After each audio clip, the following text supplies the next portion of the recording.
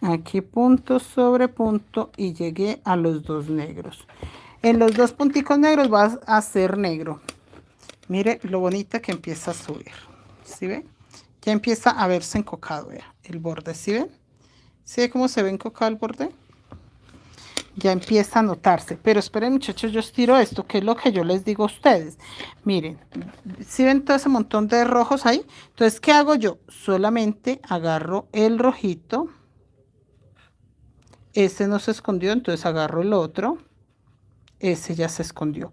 Así que lo que queda rojo es el vino tinto. Uno. Vean, ya se escondieron. Porque aquí es un punto, entonces ese no tiene que esconderse. El color negro y el mostaza.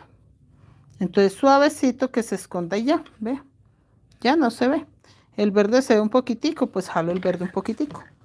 Entonces sí ve que no es por más, muchachas, sino porque no se noten mucho mis hilos.